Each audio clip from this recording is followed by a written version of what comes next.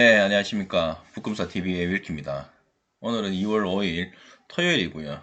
오늘도 이 증시의 뉴스를 가지고 뉴욕 증시를 한번 파헤쳐보는 그런 시간을 한번 가져보도록 하겠습니다. 지난 시간에 이어서 오늘도 김현석의 월스트리트 나우의 기사를 가지고 한번 설명을 드리면서 같이 한번 읽어보는 시간을 갖도록 하겠습니다. 자, 오늘 오전 7시 32분발 기사였고요. 제목은 고용 급증에 금리 플러스 기술주도 폭등했는데 왜? 라는 제목의 뉴스였습니다. 제가 일단 먼저 이 기사를 천천히 한번 읽어봤는데 일단 내용이 참 좋더라고요. 그래서 여러분들에게 한번 소개도 시켜드리면서 현재 그 뉴욕 증시의 그 상황과 그리고 앞으로 어떻게 펼쳐질 그런 어떤 예측, 그리고 이러한 것들이 이 국내 증시에는 어떠한 영향을 미칠지, 그런 부분들 같이 한번 살펴보고, 제가 말미에는 최근에 유가 급등에 따른 수혜와 관련된 그 국내 뉴스가 있어서 그 뉴스도 같이 한번 살펴보도록 하겠습니다. 요 그림은 1월에 US 고용보고서가 2월 4일 날 발표가 되었고, 그 발표와 관련된 내용들입니다. 요거 같이 한번 살펴보도록 하겠습니다. 자, 어제 그 뉴욕 증시 개장 1시간 앞두고 4일, 그죠? 이제 미국 현지 시간 오전 8시 30분에 미국 노동부의 1월 고용 보고서가 시장 참여자들을 혼돈에 빠뜨렸다라는 기사의 서문으로 시작을 합니다. 그죠? 일단 2월 4일 날에는 이 고용보고서가 보고가 됐고, 참고로 2월 10일에는 소비자 물가지수 CPI가 일단 이 발표가 되는데, 2월에는 이 두 가지에 대한 발표 내용이 시장에서 가장 좀 중요한 그런 보고서다라고 생각하시면 됩니다. 일단 2월 4일 날 고용보고서에 대한 내용이 조금 충격이었는데, 왜 충격이었냐면은 이 고용이 이 오미크론과 관련된 영향으로 좀 낮을 거다, 좀 부진할 거라는 어떤 전망이 있었는데, 그걸 완전히 깨뜨리면서 상당히 좋게 나왔거든요. 일단 그 부분 한번 기사로 한번 읽어봐 드리겠습니다. 자, 일단 신규 일자리가 46만 7천 개가 증가했습니다. 특히나 민간에서 44만 4천 개, 그리고 실업률은 3.9%에서 4% 상승을 했는데, 일자리가 늘었는데 왜 실업률이 또 늘었느냐, 상승을 했느냐, 이 부분에 대한 내용도 뒤에 나오니까 그때 같이 한번 살펴보도록 하고요. 그리고 노동 참여율이 61.9%에서 62.2%로 상승을 했다, 이렇게 나와 있고, 일단 전반적으로 여기 보시면 월가에서는 일단 컨센서스가 15만 개 증가 수준이었습니다. 1월달 이 고용 증가 수준이. 그런데 실질적으로는 46만 7천 개가 증가를 했죠. 특히나 오히려 골드만삭스, 모건스탠리, 뱅크 오브 아메리카 이런 등등의 회사에서는 이 감소할 거라는 전망도 내놨는데도 불구하고 실질적으로 크게 고용이 증가한 것을 발표를 했습니다. 그죠? 특히나 이 백악관에서도 오미크론 변이로 인해 가지고 상당히 이 고용과 관련해서는 혼란스러운 수치가 나올 수 있다라고 미리 경고도 했었는데 말이죠. 그래서 이런 어떠한 이 고용에 관해서는 상당히 좋은 이 결과치를 보고하게 되면서, 아래 보이시는 이 그림에서도 이렇게 보다시피 고용이 상당히 지금 좋다라는 것을 지금 볼 수가 있습니다. 그죠? 지금 예를 들어서 21년 요 월별로 보면 계속 고용은 늘고 있습니다. 특히나 지금 방금 전에 말씀드렸던 것처럼 이 22년 1월 이 고용 보고서를 보면 46만 7천 개의 일자리가 늘어났다 라는 것을 지금 이야기를 하고 있고, 그래서 밑에 읽어봐 드리겠습니다. 자, 지금까지 이 고용보고서가 나올 때마다 월가 예상보다 낮아가지고 충격을 받았는데, 알고 보니 그건 집계 잘못이 아니었나, 뭐 이런 이야기도 지금 월가에서 이야기를 하고 있고, 특히나 작년 11월부터는 석 달 동안 평균 50만 개 이상 일자리가 생겼다면서, 이렇게 되면 아예 오미크론 충격은 없었던 거 아니냐 라고 오히려 반문을 하기도 했다고 하죠. 그런데 오히려 실업률은 또 약간 높아졌어요. 왜 그러냐 하면은 기존에 아예 이 구직 활동을 단념했던 사람들이 다시 이렇게 구직 활동을 막 하려고 참여를 하다 보니까 실질적으로 실업률은 약간 올라갔다 라는 어떤 결과가 나왔지만, 이건 오히려 일자리로 복귀하려는 사람들이 많이 는 걸로 긍정적이다, 이런 어떤 분석이 나오고 있습니다.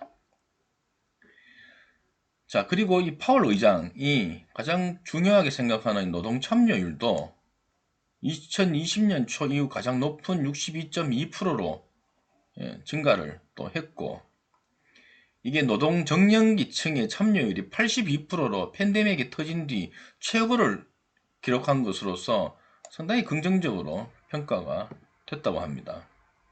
따라서 지금 이 파월 의장이 노동시장이 빡빡하고 최대 고용에 가깝다라고 밝히면서 부진한 부분이 노동 참여율이라고 했는데, 이 수치도 이번 고용보고서에서 보다시피 상당히 개선된 수치를 밝히고 있기 때문에, 이렇게 되면 연준에서는 이 금리 인상과 관련해서 이제 눈치 안 보고 올릴 수 있게 된 환경이 조성된 거 아니냐라는 또 생각을 하게 됩니다. 자, 그런데 1월 고용보고 조사를 보면 특히나 이 코로나 바이러스 감염자가 80만 명대에 이르렀던 그 기간에 어떻게 이렇게 좋은 고용 수치가 나왔느냐, 이 통계가 잘못된 거 아니냐 라고 해보니 이런 어떠한 분석이 있었습니다. 기업들이 이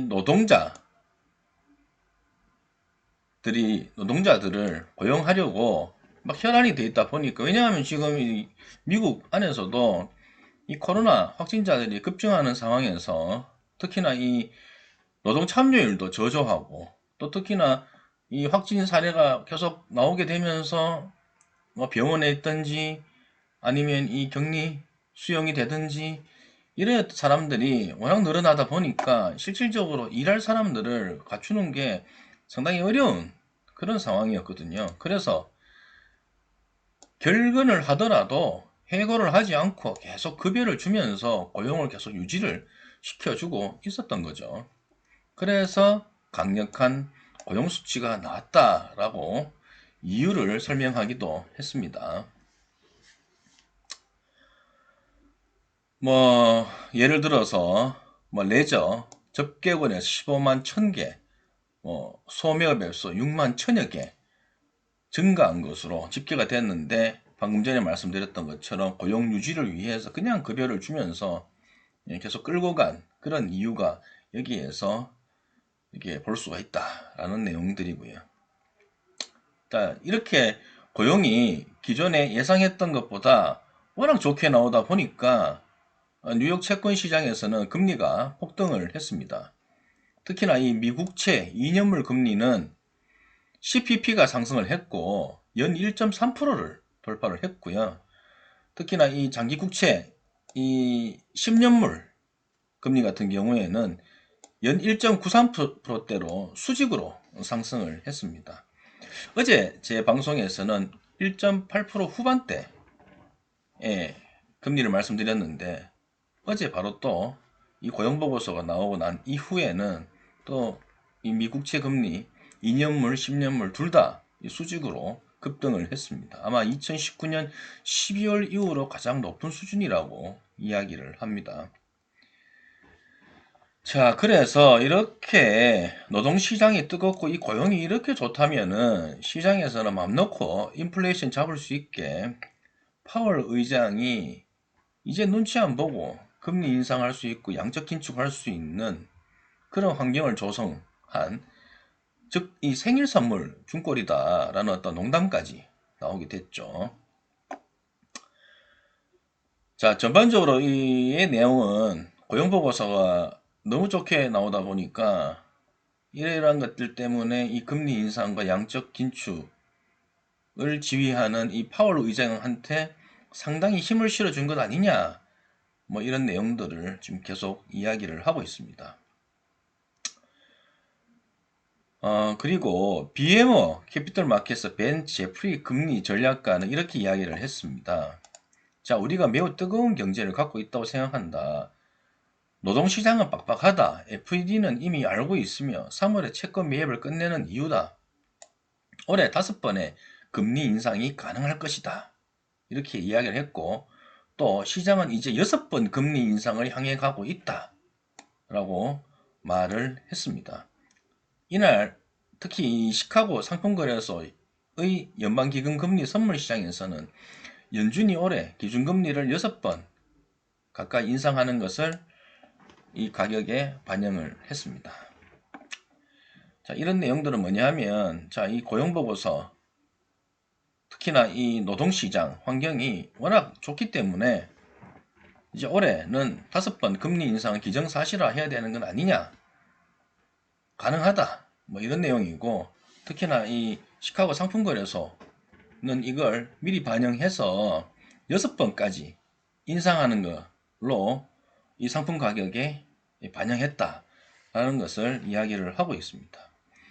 자, 요 그림은 금리 인상의 확률인데, 이번 3월에는 100%, 그리고 내년 1월까지 내년 2월까지 총 6번의 금리 인상을 할 가능성이 있다라는 어떤 것을 그림으로 나타내고 있습니다. 자, 심지어는 3월에는 25bp가 아니고 50bp 인상설도 지금 힘을 얻고 있다, 이런 내용이고요. 인플레이션이 계속되면 25bp 이상 금리를 인상하는 회의가 한 번 이상 필요할 수 있다라는 가능성에 대비해야 된다라는 이 서머스 전 재무장관의 블룸버그 인터뷰가 있었습니다.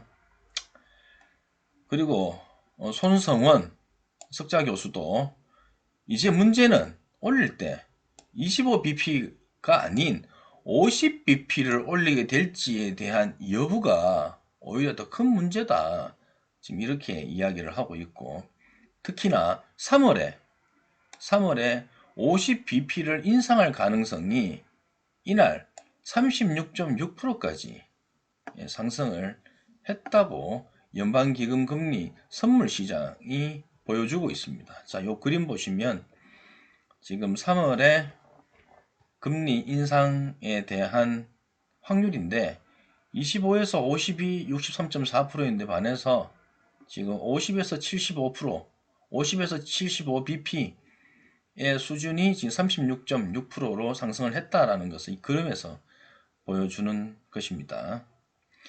자, 그렇다면 일단은 금리가 높아지는 건 주식시장에 좋지 않죠. 왜? 돈이 채권시장으로 빠져나갈 수가 있기 때문입니다. 특히나 기술주가 더 부정적인 영향을 받습니다. 자, 코너스톤 웰스는 이 고용보고서는 전반적으로 기대치를 무너뜨렸다, 이 말이 뭐냐면 약간 역설적으로 이야기했죠. 고용보고서가 조금 나쁘게 나와서 이 금리 인상 압박을 좀 완화하는 어떤 그런 제스처를 발했는데, 고용보고서가 너무 좋게 나오다 보니까 전반적으로 기대치를 무너뜨렸다. 주식시장에는 좋지 않은 이 악재로 작용을 할 거니까. 그리고 뒤에 이어서 이렇게 이야기를 했습니다. 분명히 고용보고서가 이렇게 좋게 나온 것은 분명히 경제에는 좋은 거다. 하지만 이 더 공격적인 연준의 행동을 지지하는 데이터로 볼 수 있으므로 이 주식시장에는 좋지 않을 수 있다 라고 말을 했습니다. 그래서 어제, 자, 2월 4일 밤, 어제죠. 어제 이 뉴욕 증시의 주요 지수는 처음에는 이 보합세로 장을 출발을 했죠. 근데 전날 실적을 아마존에서 장 마감 이후에 실적 발표를 했습니다. 그죠? 되게 좋게 발표를 했고 시간 외로 엄청나게 급등을 했다라는 말은 제가 어제도 말씀을 했었습니다. 말을 드렸습니다. 그런데 어찌됐든 어제 장이 열리자마자 아마존이 10% 이상 급등을 하면서 이 기술주 중심의 나스닥이 0.41% 상승세로 거래를 스타트 됐습니다. 그리고 S&P 500 지수는 0.03%로 보합세를 보였고 다우는 마이너스로 출발을 했죠. 그런데 이 오전에 금리가 아까 말씀드렸죠. 이 미국채 2년물 금리와 10년물 금리가 상당히 많이 올랐다. 수직 상승했다. 이 오전에 금리가 계속 강세를 이어가자 나스닥은 한때 마이너스로 전환하기도 했습니다. 하지만 이 아마존의 급등세 속에서 나스닥 지수가 하락했다는 것은 대부분 기술적 약세를 보였다는 얘기기도 했죠. 그렇지만 오전 11시 15분을 넘자 나스닥이 이 상승폭을 확대하기 시작을 했고 결국에 나스닥은 1.58% 그리고 S&P 500 지수는 0.52% 오른 걸로 마감을 했습니다. 이게 이제 금리 충격을 떨쳐내고 주식이 오르게 된 거죠. 물론 뭐 다우는 약 보합세로 거래를 마쳤습니다. 자, 이게 나스닥 마감한 지수고요. 1.58% 오른 14,098.01포인트로 마감을 했습니다. 자, 이날 금리 폭등에도 기술주 급등, 어제 뉴욕 증시의 나스닥의 이 급등에는 두 가지 시각이 있다라고 이야기를 하고 있습니다. 자, 첫 번째는 전날 뉴욕 증시 특히나 나스닥은 3.7% 이상 근래 들어서 최고 하락률을 기록을 했었죠. 전날 급락한 거를 그냥 일부 복구한 이 기술적 반등에 불과하다는 시각이 있습니다. 일단 전날 메타 급락으로 인해서 나스닥이 3.7%나 떨어졌었고 하지만 아마존은 월가 예상보다 좋은 실적 발표하고 이날 13.54% 폭등을 했고 그리고 같은 날 스냅도 58.82% 초급등을 했습니다. 실질적으로 스냅 같은 경우에는 어제 말고 전날 그 장중에는 장중에 엄청나게 폭락으로 장 마감을 했는데 이 시간 외에 이 수익성 개선과 관련해서 뉴스가 나오면서 시간 내에서도 엄청나게 폭등을 했거든요. 그래서 그런지 어제 장 열리면서 이 아마존과 동반해서 스냅도 상당히 주가가 급등을 했었습니다. 자, 하지만 월가 관계자는 아마존이 이날 급등을 했지만 여전히 올해 들어 7.49% 내린 상태라면서 급격했던 이 급락, 이 하락폭을 일부 회복한 것이지 추세적 상승세는 아니다 라고 말을 했고 이 금리가 폭등하는데 주식 그리고 또 특히 기술주가 아무런 영향받지 않고 오를 수는 없다라면서 지금처럼 이 밸류에이션이 높을 때는 더더욱 그렇다라고 지적을 했습니다. 자, 그리고 네더 데이비스 리서치에서 이날 거대 기술주들은 여전히 문제가 있다라는 어떤 제목의 보고서를 내면서 이들의 이익은 둔하고 있는데 가치는 상대적으로 높다라고 지적을 했습니다. 자, 이 보시면 이 거대 이 기술주 테크 여기 보시면 테크 타이탄스 이렇게 표현을 하잖아요. 이 거대 기술주들이 S&P 500 기업에서 차지하는 이익 퍼센트가 과거에는 이렇게 보시면 25%, 27.5% 이렇게 상당히 높은 수준이 있었는데 그 이익의 이 점유가 내렸다라는 거죠. 예, 거대 테크 기업들의 이익이 S&P 500에서 차지하는 이 퍼센트가 과거보다는 상당히 내려 있는 상태. 즉 이익보다 주가가 높다. 이 고밸류 수준에 와 있다. 이런 것을 지적을 했다라는 내용입니다.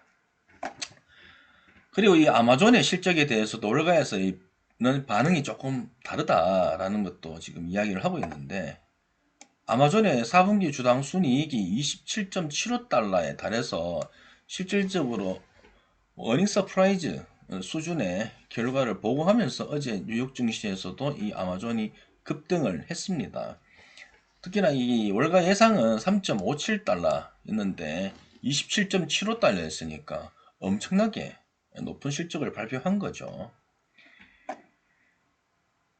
하지만 그 내용을 조금 더 들여다보면 아마존의 4분기 이익은 143억 달러였는데 그 중에 118억 달러는 작년 11월 상장한 리비안에 대한 지분 투자 이익이었다.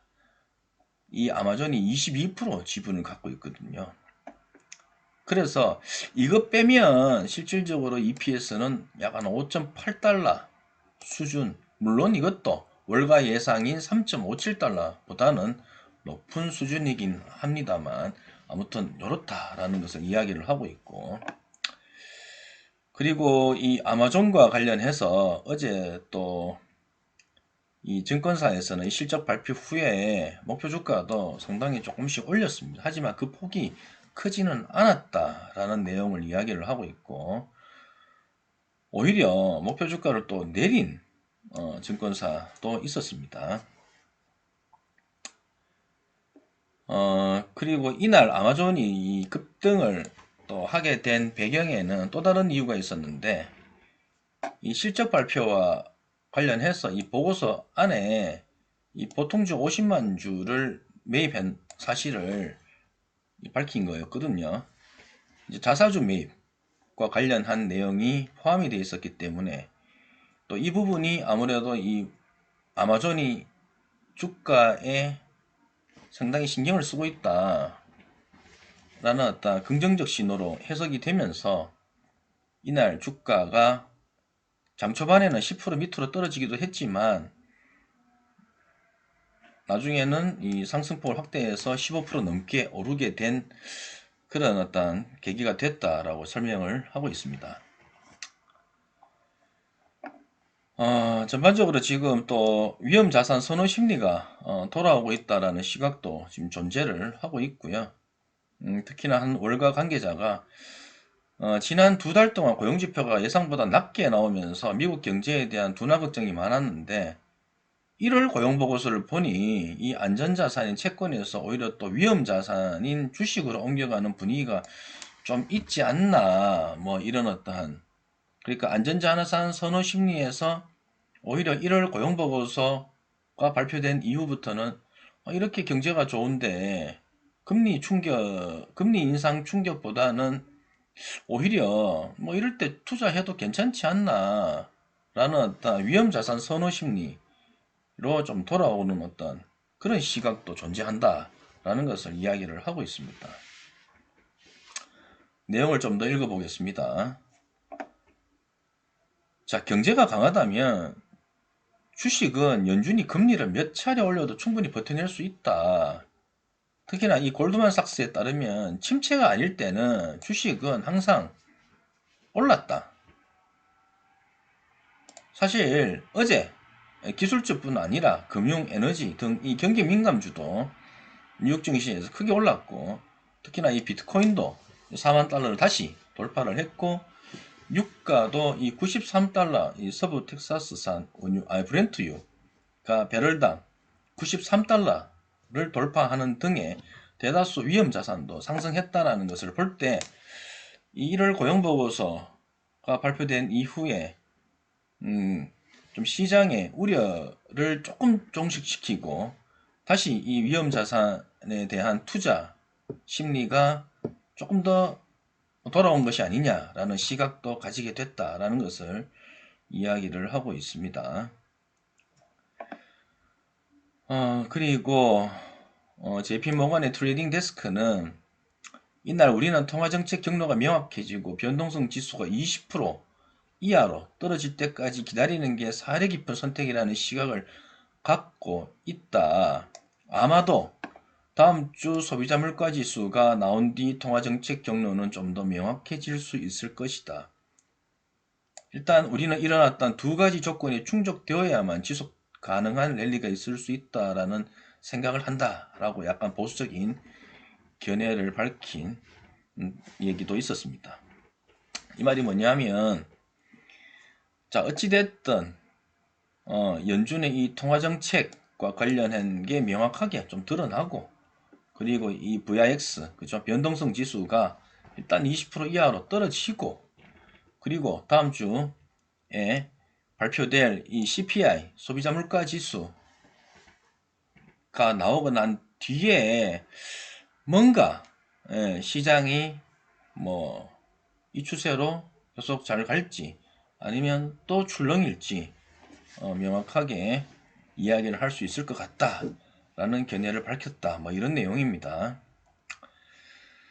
자, 그리고 자, FED가 통화정책을 펼 때 주어진 책무가 첫 번째는 완전 고용이고 두 번째는 물가 안정인데, 일단은 1월 고용보고서에서는 좋게 나왔죠, 고용은. 그래서 완전 고용은 일단 체크가 됐고, 그러면 두 번째 이 물가에 관련된 내용인데 다음 주 아주 중요한 물가 지표가 나온다고 또 이야기를 하면서 아래 그림을 지금 소개를 하고 있는데, 여기 보시면 여러분들 지금 2월 10일 날 8시 30분에 소비자 물가지수 CPI가 발표를 하는데, 일단은 그 뱅크 오브 아메리카의 이 추정은 지금 7.1%를 지금 예상을 하고 있고, 프리비어스는 지금 7.0%입니다. 그래서 여기 글이 나오죠. 자, 10일에 나오는 1월 CPI 헤드라인 수치가 7.2%에 달할 것으로 예상을 하고 있고, 이건 뱅크 오브 아메리카의 예측으로. 참고로 전달 프리비어스의 7.0%에서는 소폭이나마 상승하는 수준이다. 자, 전월 대비로는 어찌 보면 0.5% 상승하는 걸로 지금 예측을 하기 때문에 전월보다, 그러니까 12월의 상승보다는 좀 둔화할 것으로 관측하고 있다 라고 지금 얘기를 하고 있습니다.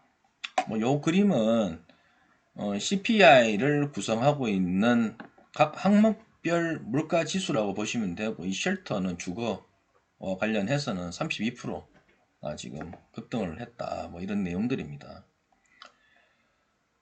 자, 뭐 이런 내용이고, 마지막에는 지금 유가에 대한 것을 지금 언급을 하고 있습니다.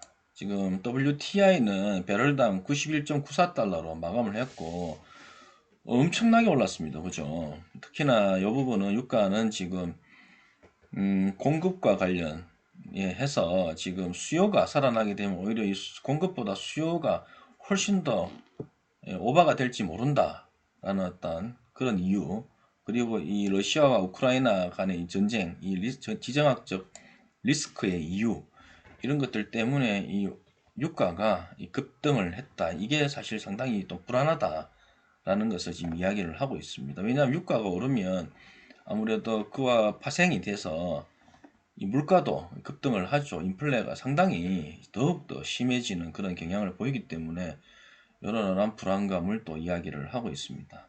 그리고 뭐 나머지는 뭐 크게 중요한 건 없었습니다. 자, 이것으로 지금 일단 이 월스트리트 나우의 기사는 끝이 났는데, 일단 제가 마지막에 이 유가에 대해서 언급을 한번 더 드리려고 기사를 한번 가져와 봤습니다. 지금 앞으로 유가가 내릴 것 같지는 않아요. 왜냐하면 일단은 지금 위드 코로나 시대로 이제 접어드는 것 같아서, 예전에 일단 수요 부진보다는 이제 수요는 많이 늘을 것 같고, 오히려 지금 공급이 딸리는 그런 경향을 보일 것 같기 때문에 유가는 계속적으로 고공행진을 하지 않겠나 라는 생각이고, 그와 관련해서 뉴스를 한번 가져와 봤습니다. 자, 국제유가 90달러 돌파, 고유가 수혜주는, 이런 제목의 뉴스이고, 파이낸셜 투데이 2022년 2월 4일에 16시 35분의 뉴스입니다. 자, 같이 한번 읽어보겠습니다. 자, WTI가 90달러 돌파했다. 국제유가 상승세가 상당히 지금 무섭다. 따라서 투자자들은 고유가 수혜주로 향하고 있다라고 이야기를 하고 있고, 유가 상승의 원인으로는 뭐 일단 지정학적 리스크가 지속되고 있고, 그리고 오펙의 증산 규모 유지 방침, 이 공급을 조금 제재를 하는 그런 방침이 꼽혔다 라는 게 일단 유가 상승의 원인이라고 이야기를 하고 있습니다. 그죠? 자, 그래서 국제유가 상승으로 주식 투자자 사이에서는 정유 그리고 가스 관련주 등 이 수혜주에 상당히 관심을 두고 있는데, 통상적으로 이 정유과 관련된 주식은 국제유가하고 계속 등락이 직결이 됩니다. 그죠? 그래서 4일 정유주 대장주인 에스오일은 이렇게 2.78% 올랐고 뭐 어쩌고 저쩌고 해서 정유주가 상당히 지난 2월 4일 우리 증시에서 상당히 올랐다라고 이야기를 하고 있습니다. 그죠? 그리고 이 가스 업종에서는 한국가스공사가 유가와 이 금리 인상에 상당히 수혜주가 될 것으로 예상이 된다라고 했습니다. 참고로 이 한국가스공사는 2월 4일 36,450원에 장마감을 했습니다. 제가 지금 말씀드리는 이 정유주와 이 가스 관련된 주식들을 여러분들이 한번 찾아보시면 될 것 같아요. 제가 뭐 따로 종목 추천과 관련된 언급은 하지 않겠습니다.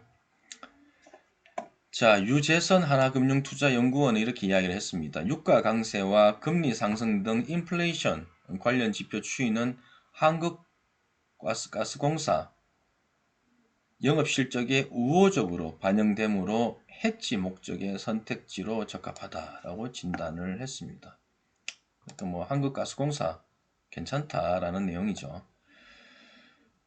그리고 또 연간 전망도 긍정적인데, 이민재 NH투자증권연구원은 유가 상승으로 인해서 올해 한국가스공사의 재고자산과 운전자본은 2조 원 이상 증가할 것으로 내다봤다.